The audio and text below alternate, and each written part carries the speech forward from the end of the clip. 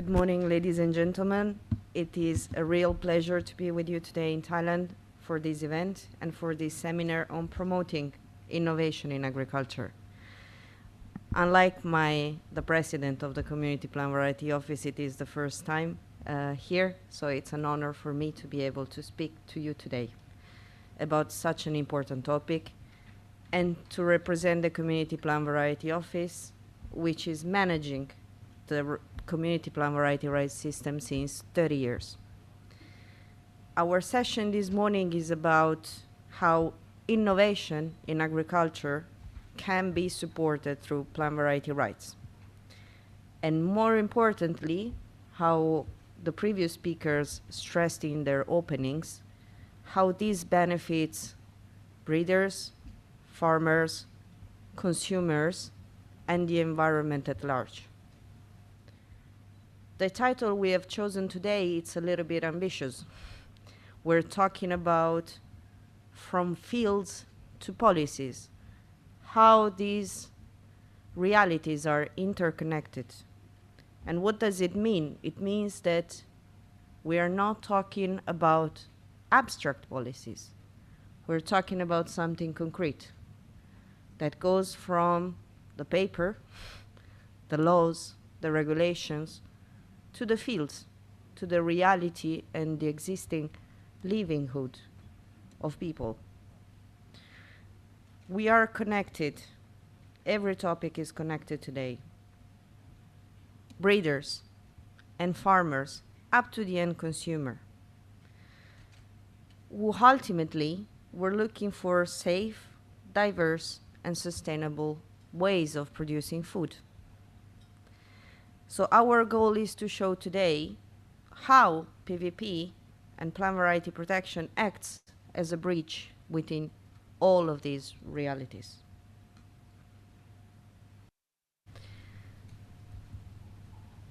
So, as I was mentioning before, we're talking about bringing innovation in agriculture. So agriculture worldwide, not only in the region we are or not only in Europe, is facing three major challenges today. The first one is climate change. Climate change brings different challenges in terms of new pests, make crops more vulnerable to drought, floods, and all the hurdles that we can face in this ever-changing environment. A second challenge is food security. We have a rising population, and as it was mentioned this morning, through PVP protection and through the CPVO system, we were able, statistically, to feed more people. And food security becomes an ever challenging issue. And last but not least, we need to think about sustainability, because the way we produce our food and the impact we have on the earth, it's essential, and we need to preserve our soil, we need to preserve our resources, and we need to ensure biodiversity, because PVP fosters biodiversity. So innovation in this environment is not an option. Innovation is essential, and breeding is essential to foster this innovation. So we're not talking about something that it's an option. We need to support innovation in the field. Saying that, how do we do that? We have been talking about plant variety rights. Plant variety rights is a specialized IP tool. Why do I say specialized? Because based on the TRIPS agreement, it is a sui generis system. It's specifically designed for new plant varieties. We have, as usual, an exclusive right, so the breeder enjoys from 25 to 30 years of protection for their new innovation as an average. And it's a limited period. So the time he has to exploit its variety, it's limited in time.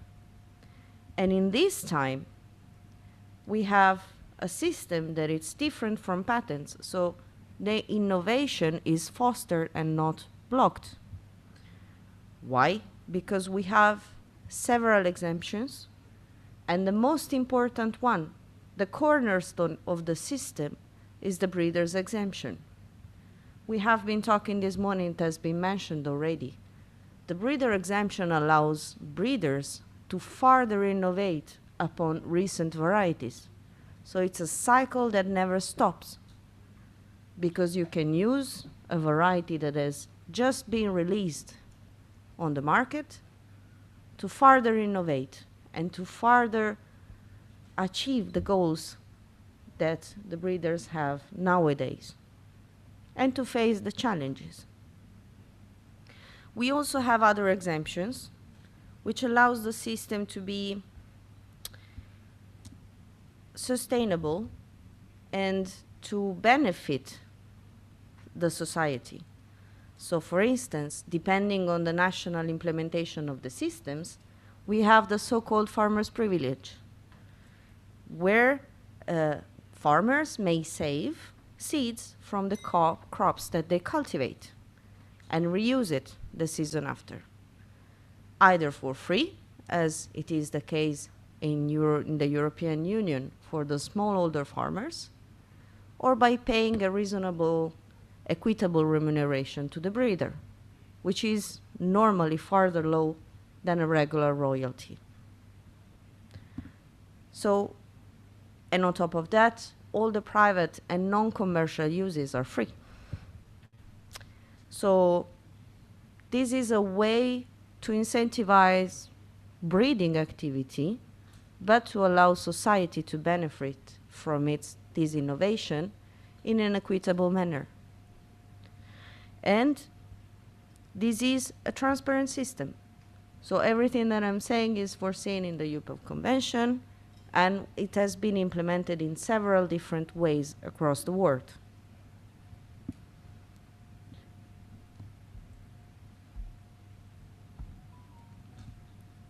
Now, our president opened the day by saying that the CPVR system, it's about trust. And it's about trust also in terms of how we implement the system. We have a central administration, the CPVO headquarters, where I have the pleasure to work, and where we deal with the paperwork. So at the CPVO level, we deal with the registration, with the analysis of the formality of the applications, but the technical examination is being carried out through a network of examination offices who are entrusted by the CPVO. So all our examination offices that do the technical work, they grow the varieties to assess the technical characteristics, so the distinctness, uniformity, and stability of new varieties. We have 23 of them across Europe, and they perform, based on the entrustment, the technical examination on our behalf. And why are we talking about trust? Because we have strict quality requirements.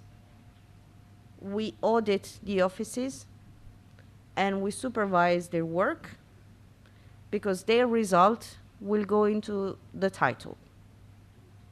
But this is not the only way of implementing the UPOV system.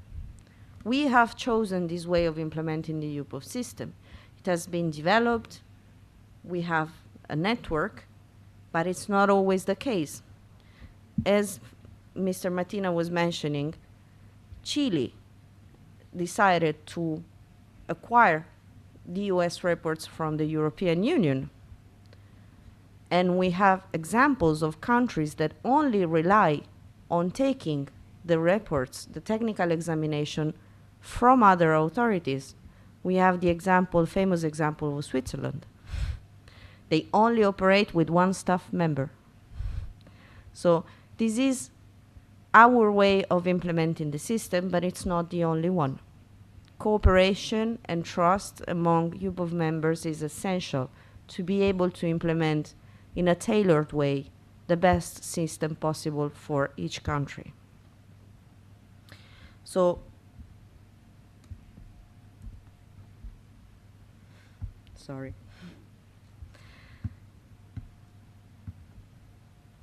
What does it mean? I've been talking about breeders, I've been talking about implementing the system, but the most important step in the value chain is why this means for farmers. It means choice. So it means that the innovation goes in the fields. Why breeders breed their variety is for farmers mainly, to allow them to have better varieties available on the market. It's about resilience. It's about offering disease-resistant varieties. It's about having varieties that resist the climate change and the hurdles that we're facing every day. It means flexibility, because we have a balance of rights in this system, from the breeder to the farmer to the end consumer. And fourth, again, it means trust, because the protected variety has been tested, and the consumer, either the end or the farmer or the grower, know that the variety has been tested, knows that the variety has a certain stability and performs in a certain way. So it's about empowering farmers and being able to grow newly improved varieties.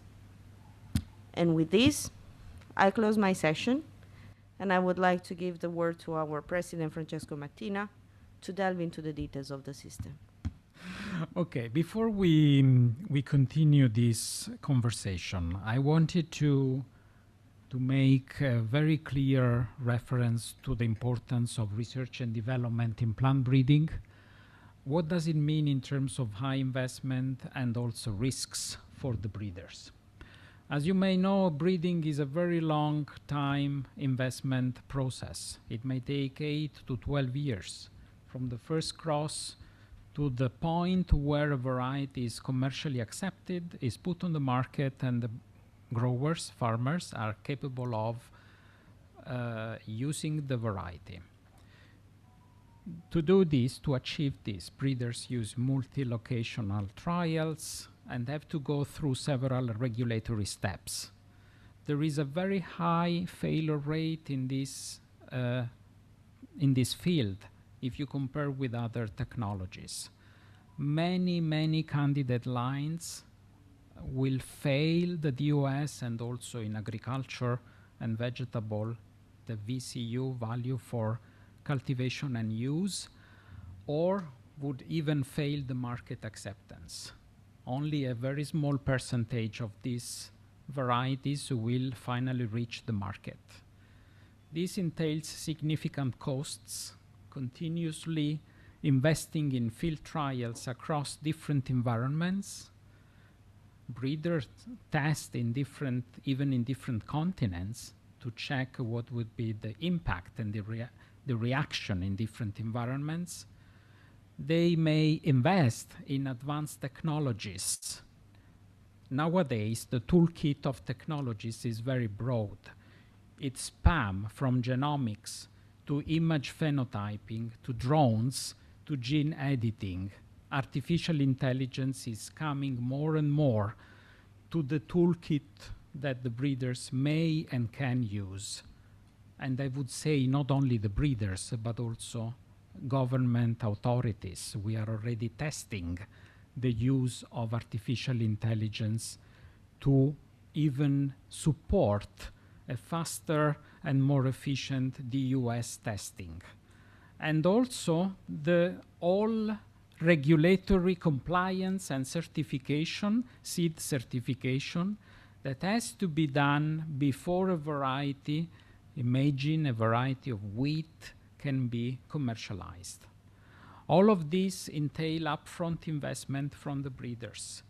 The costs that breeding companies are making are incurred years before any revenue, so return on investment is not clear, remain uncertain. There is a high level of investment, especially from the private sector, especially only from the private sector. I have to say that public investment and public research, at least in Western Europe, is almost disappeared.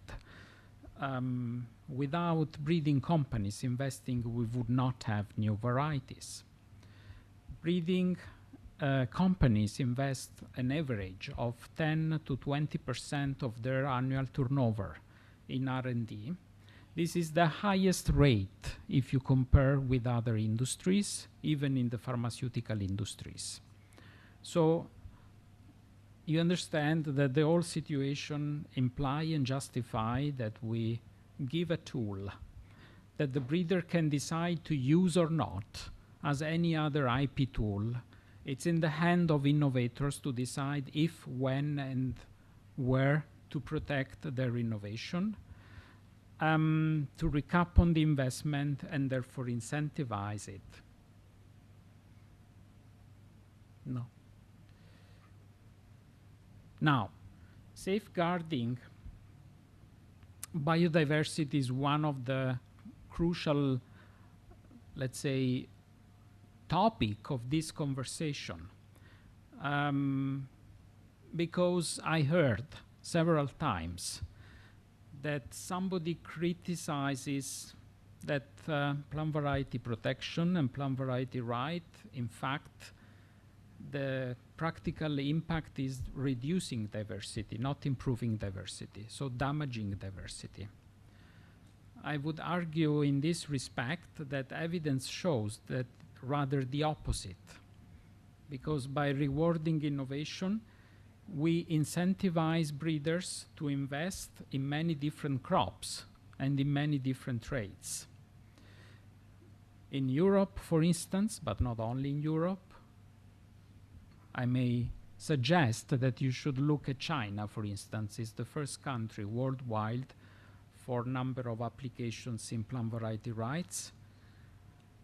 But we have been able of developing thousands of new varieties over the last 30 years, not only in major cereals, but also in very niche, small vegetable crops, in the field of fruit trees, in the field of vines, and in the field of ornamentals.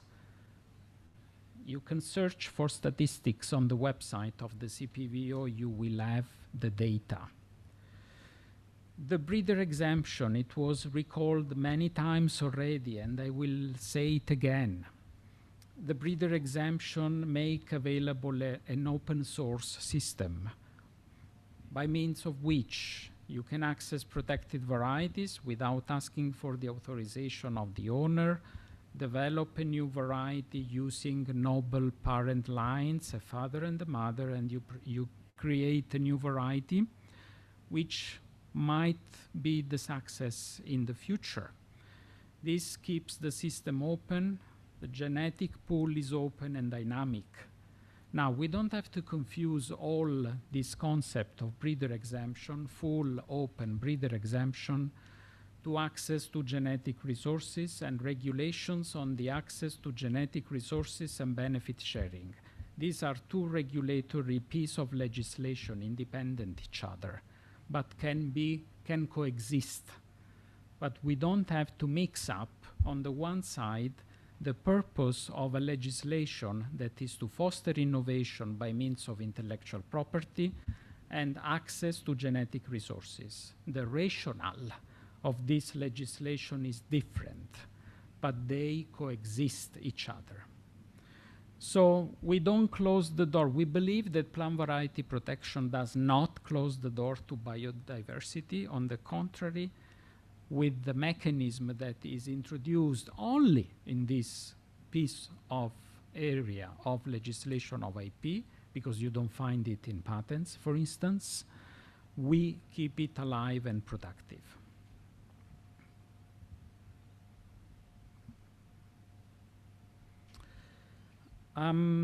It was stressed already several times that we go through, by the way, a very complex process of harmonization. When we say that we reached a high degree of harmonization internationally, don't think that this is an easy job that is done in a day. This is the effect of years and years and continuous involvement of experts worldwide. Once a year we gather, we meet all UPOF members in Geneva at the end of October now in 1 month. Technical working parties, legal experts, representatives of governments, and we spend the whole week to discuss technical and legal issues all together in the Council. So harmonization is not given for granted, believe me. And we all use our expertise in this technical and legal discussion to improve, to enhance the technical standards, for instance, for DOS testing. And I can witness to you that we have an imperative of urgency today.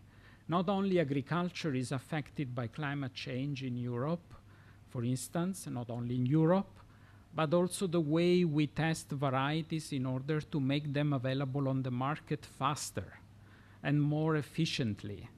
More and more, I have examination office where we face huge problems. I can give tons of examples to you. Just it comes to my mind, the one of Italy on the testing of kiwi fruits. We have only one testing station in Europe for kiwi fruits, and you know how important this is crop for health and for European, but not only European consumption and consumers. The testing station is located in the outside of Rome, and this has been typically a region with a very nice, let's say, temperate climate where we could grow a lot of vegetables and a lot of fruits. Well, nowadays is not any longer the case. Why? Because we are facing a kind of a tropicalization of our weather. So we have very, very hot summer, long periods, very dry, and then we have floods. A kind of, I say that we don't have any longer the Mediterranean climate, is Asiatic in a nutshell. So why I'm telling you this story? Because of course the reference collection of kiwi fruits was heavily affected by this weather condition. And the testing station was not prepared to take measure against drought and against the very hot winds that comes from North Africa. Yes, they arrive until Rome. So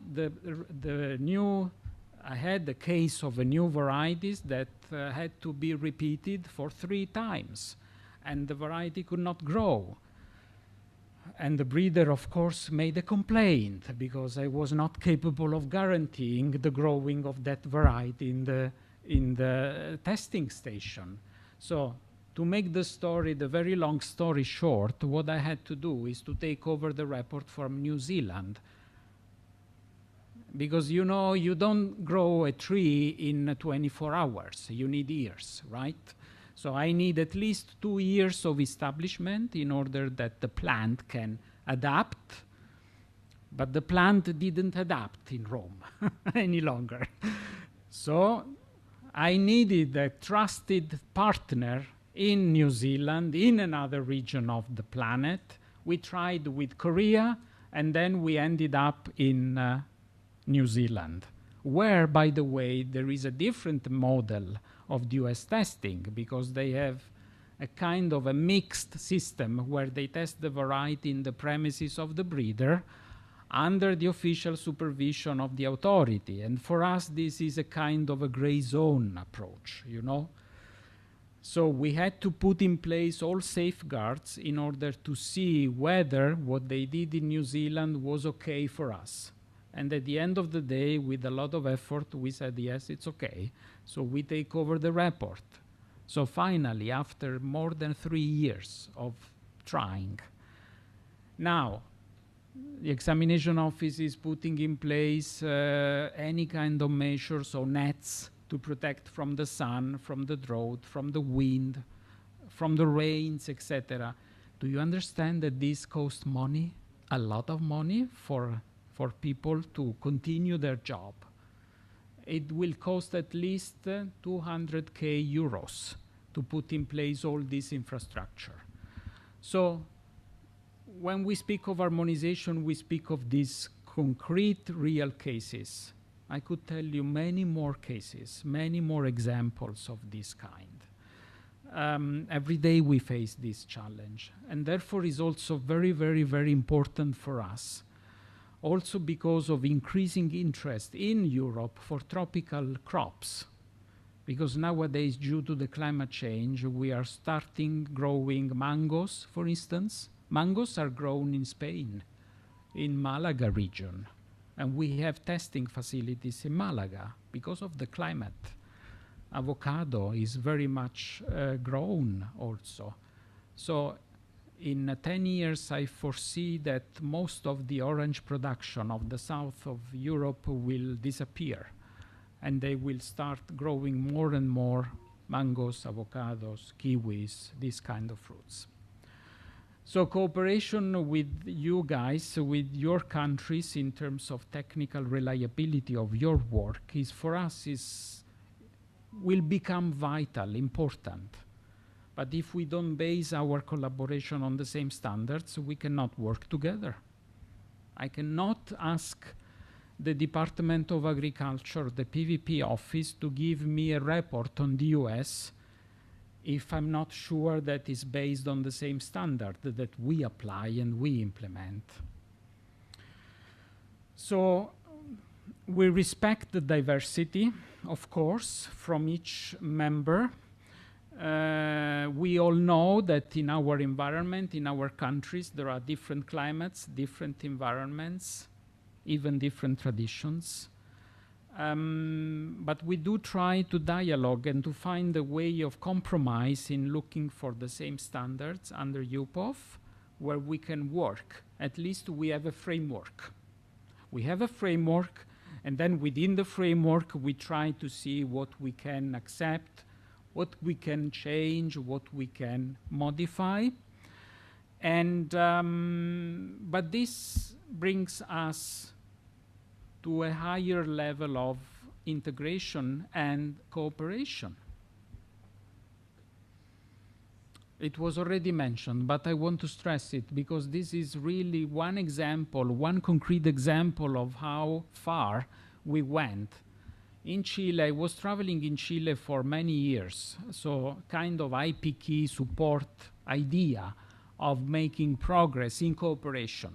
So we went to Chile, we went to see how the system is implemented in the country. We visited the nurseries because they do the US testing using the nursery facilities. They code the varieties so that nobody knows who is the owner of the variety. Well, at the end of the day, before this change, Chile was repeating the US when they got an application. And despite they knew that the variety was already protected in the EU, they were redoing the US. Can you imagine? So you do again the entire job of retesting a variety that was already tested. So we said this is not what UPOF is advising or suggesting us to do. You should not redo the test from scratch, which means asking again for material, taking from 2 to 4 years and keeping the breeder waiting, because at the end of the day, the breeder is waiting, but also the farmers, because if the breeder does not want to start marketing because he's afraid of not getting full control of the propagating material of his or her variety, they will not have access to the variety. They will have to wait. That's the situation. So now, finally, they adopted the ministerial decree, so it was possible now to go faster over the process. And they contacted us, telling us we have already more than 40 requests. It was a real success. So I'm very proud of this, because we went to Chile several times. I brought to Chile many technical experts, especially from Spain, where they have a lot of experience in these fruit crops. We went in the field, we went to see the trees, we went to see how they work, how they do the stuff, and then to the ministry back to try to dialogue and discuss, and finally we get this decree. So things may happen, yes, Yes, we can, about dialogue, about exchange of information and harmonization. So quicker access, more transparency. We believe that we are not monopolizing living material. This is another important point that is often misunderstood. We think that this is only in the hand of a few monopolist big companies. Of course, the big companies are there, but as it was mentioned before, at least in Europe, 90% are SMEs, SMEs of all kind, of all let's say, not only family business, many family business in the ornamental sector, for instance, in the Netherlands, where they are very, very much specialized. There are families specialized in Phalaenopsis, Hortensias, others that do breeding since generations only in roses, for instance, and many more, Astromeria, many more crops. So we believe that the tool is also meant to accelerate access to innovation, to make it possible that new varieties comes to the market faster. And it was already mentioned at the beginning, I mention it again, this is coherent also with competitive rules. You know, I would like to reply already to those that says, no, this is creating monopolies. But guys, you don't have to give the all, it's like blaming children for doing bad, no? You blame him and you say it's all bad, but this is not true. I mean, maybe there are other pieces of the story that have to be heard. So it is not only and all about IP. We have to look also into competition policies and competition rule and means of balancing the way intellectual property rights are put into place concretely in practice. So when we look at UPOF and IP, we look at the tool, we look at the framework. But then, in addition, there are many more framework and policies that have to work together. It's not only UPOF. UPOF has no say on the way the market develop and the way the market will function. It's not the role of UPOF to decide that.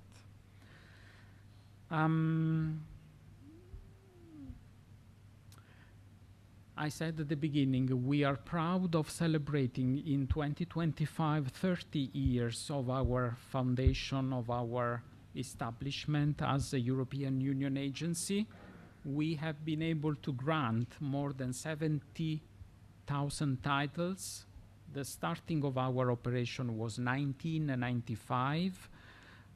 Thousands of new varieties come to our registry every year. I want also to stress something. As you have seen before by my colleague Sara, the duration of a PVR in Europe is for, let's say, all the crops 25 years from the date of grant, and 30 years for some crops such as the fruits, potatoes, and asparagus, bulbs, some other crops. However, if you look at the statistic, the average duration of a protection may be 10 years, in some fields lower, in some other fields higher. It depends on how long the breeder needs to generate a return on investment. How will be the life of a crop in the market? What will be the demand?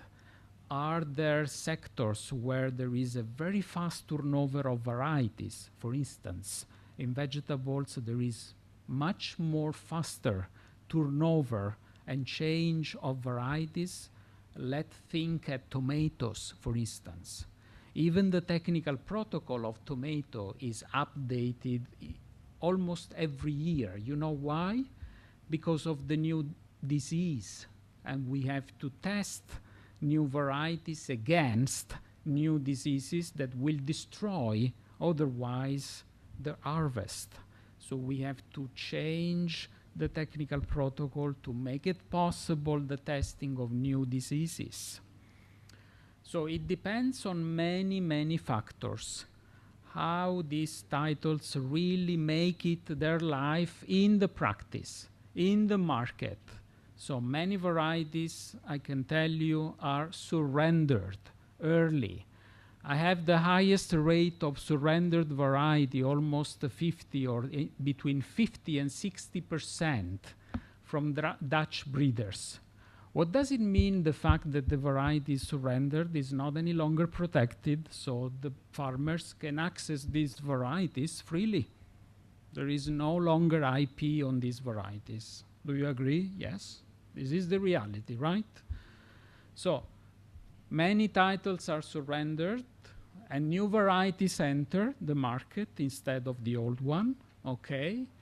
In different crops we see a variation. For instance, 2025, since the beginning of this year, we have a decrease of agricultural crops that are presented for protection in the CPVO. You may wonder why. Because the entry to the listing is still high, but why they don't protect? I have to say that if I compare with 2024, there was a peak of application in agriculture in 2024, and now it's going down, yes, 20% down, but I see more a stabilization with the years before 2024. So there is a cycle also behind of protected varieties. But I don't want to simplify too much. There are also other factors. For sure, for Europe, the war in Ukraine, the difficulties of making trade. Originally, most of the biggest European breeding companies were doing seed reproduction in Ukraine, for instance, and they had to shut down everything. You understand the impact of this in terms of this one, money? I mean, doing the same job in Europe is far more expensive than doing it in Ukraine. So, I mean, once again, I don't want to simplify a complex discussion, and also because there are representatives of the industry here who are more competent to go into this detail. However, what I want to say is that we have to be very careful when we say things, because it appears very nice sometimes make a statement, okay, but then behind there are other reasons. Let's go to the end. When we want to go into the fields, how it was remembered by Sara before. We are not talking of something in abstract. What does it mean for the farmers? For me, the most important thing is the possibility to choose. This is the crucial point for a farmer. Last week on Friday, I was in Bucharest, in Romania, attending a meeting. Please listen to me because this is very important. And this is true. I mean, it's something that happened on Friday in Bucharest, in Romania, one of the European Eastern countries. Meeting with farmers' organizations, different farmers' organizations. Why we are doing the meeting? Because in Europe, you may know, we are discussing the new genomic technique regulation, gene editing, CRISPR-Cas, okay? Not GMO. We are not talking of GMO, Quindi, tranquilli. Nice, no GMO, no Frankenstein food, no. NGT1, so the one that are considered safe because they are also like conventional one. They may happen in nature, but the probability that they will happen in nature are very remote, but they can, okay? So discussion with the farmers. As you know, guys, every country has its own culture. So in Asia, you may be more shy, and you don't want to make a lot of...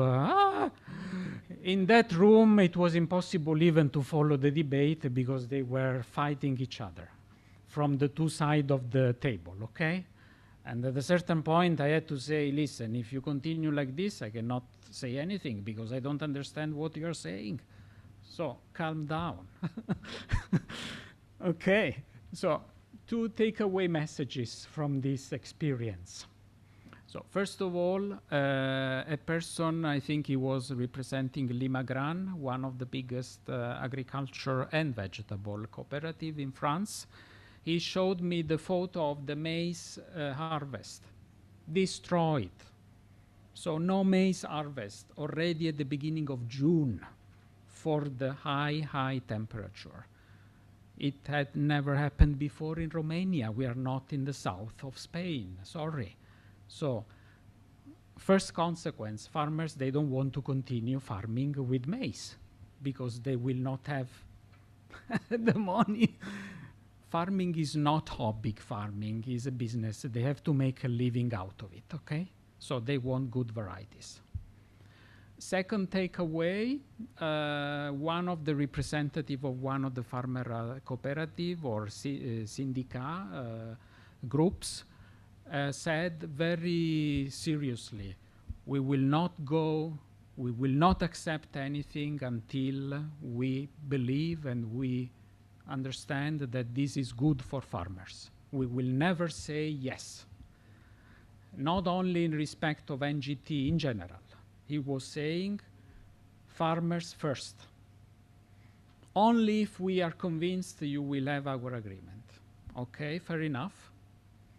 Fourth takeaway, there was a farmer, a lady, who took the floor at the end of the heavy discussion. She is the representative of the women farmers, Romanian women farmers.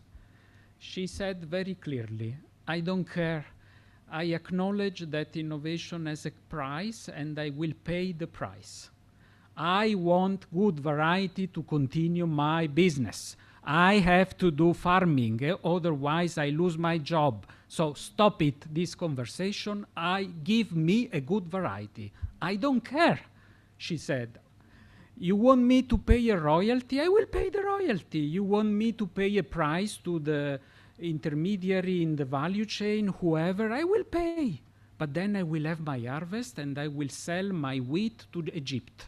Basta, finito. This is the end of the conversation. This was what she said in front of all the other farmer organization, shouting among them in the room. So, I mean, this is the message that they delivered to me. This is true, Dr. May. I mean, this is what happened and what's happening in Europe, right? So this lady was desperate because she doesn't want to lose her farm. And she doesn't want to hear of traditional blah blah and all these stories. She's fed up of this, you know? So everybody has to have access and possibility to choose. For breeders, breeders need to secure their investment. Here we are not talking of traditional variety and we are not against traditional variety. Traditional varieties are there. Everybody who wants to use it can use it freely. No need for license, no need for anything. You may regulate in your legislation by means of other tools. It's not IP. It's a regulation for benefit sharing and access. It's different. It's a different concept. You want to keep it in the same law? Okay, but put it under a different chapter. Don't make confusion with intellectual property. This is not intellectual property, it's traditional local varieties. You have to regulate the access. It's another concept, it's not IP. Okay, do you understand this clear separation mentally? This is a different topic. Stop mixing the traditional variety discussion with IP. Different topic. Dr. May, traditional varieties are very nice. They can continue for centuries. We don't care. I mean, they can stay there. Whoever want to use it, free. Buy it, take it. There is no point about it. In Europe, I can only tell you how we did it. We did it a separate legislation, which seems to be the best way not to make confusion between the two systems. Also because these legislation have different purposes. So why to mix it? Okay, you want to keep it under the same law. Okay, make a separate chapter. Don't confuse terminology, don't confuse principles, and that would make the life easier for everybody. A farmer cooperative want to register local varieties. I know that in Thailand you have 3 categories: the local, the regional, and the wild. 3 categories, right?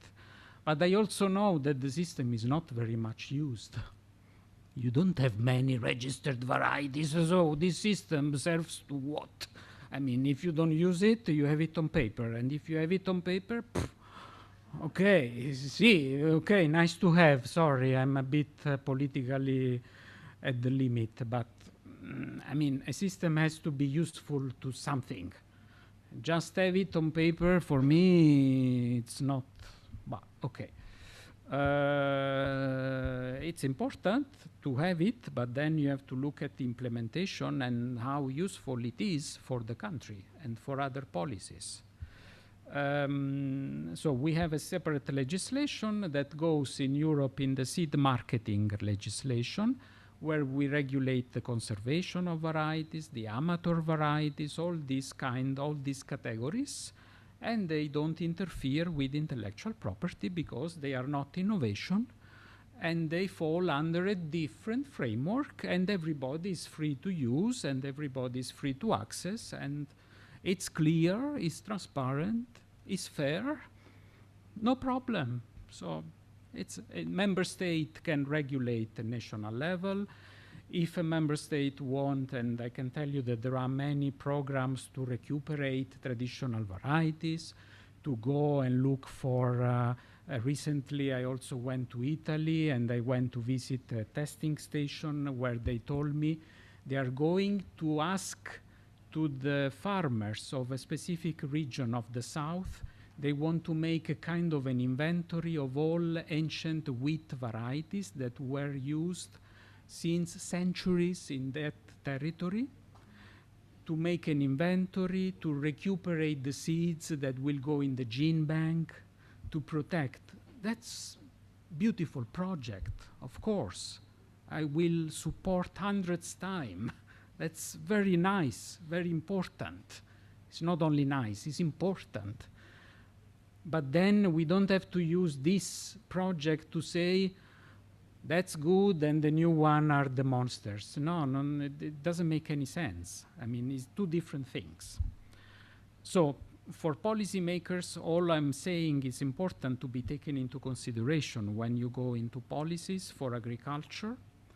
And as we said repeatedly, breeders and anybody who decide to make an investment, so money on it, has to get a tool to recap this investment.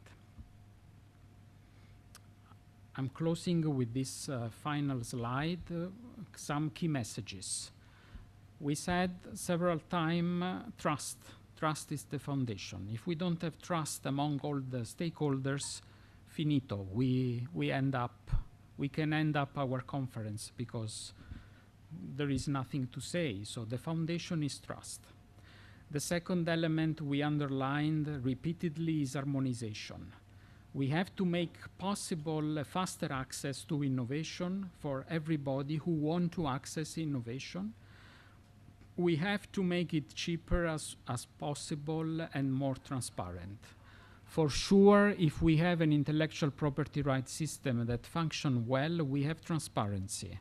Remember that if you don't have intellectual property and if you don't have an effective system, innovators can also use trade secrets. And with trade secrets, you don't have transparency because a secret is valuable in terms of money to the extent that remains secret. If it goes in public domain, it's not any longer secret. Secrecy is much used as I know that there are researchers and professors in the public, you know better than I am a lawyer, simple lawyer. The hybrids and the parental lines are kept secret. We don't even give access to this information. This is commercial secrecy, very important for the breeders. And I don't exclude that in other fields the concept of trade secret could be used also outside of hybrids. Balance. The balance is the very complex point of this conversation. Being able to grant rights and to keep at the same time equilibrium with exceptions and limitations to make sure that we don't harm different legitimate interests and expectations, and we don't make a system that create rigid barriers. But we need a tool to create a bridge, and a bridge between the need to guarantee ROI, return on investment, and also sustainability and access, and the right to choose for the farmers. So we do think that the way PVP have been created and the way they developed under the UPOF umbrella, the UPOF international standard, is a good compromise. Is a good compromise we can work on. With that, and also apologizing if I had some passionate reaction to some topics, but I'm sorry. When I have to say something, I want to say it, because not because it's theory, you know, because I live it. I go to the countries, I speak to the people, I speak with this farmer. When she made the statement, I could only listen to this person, and at the end I did this. I said, okay, thank you. I feel even a higher responsibility now that I hear this from you,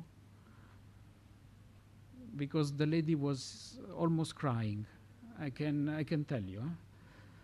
So when you were listening different voices saying whatever, because they were saying, no, but then we will not be able to export any longer to Egypt because they will classify our NGT wheat as GMO. Then I said, okay, that's, first of all, this is a separate topic. This is trade topic, it's not IP. So let's separate things, not mix up everything in a chaotic manner. Secondly, if you have fear, we have to then discuss and check the fear with facts, legal rules and technical rules. Thirdly, I am wondering whether really, because this was a clear example for Egypt, Egypt has a food security issue. They need to buy wheat in any case. So I don't think that they will refuse your wheat just because it's an NGT1 conventional, let's say, variety in 2-3 years' time, when the legislation probably will be implemented in the European Union. So, I mean, I hear your fear, and maybe what we can do, we discuss further, and I explain to you more to understand each other, and not having fear that are based on nothing at the end of the day.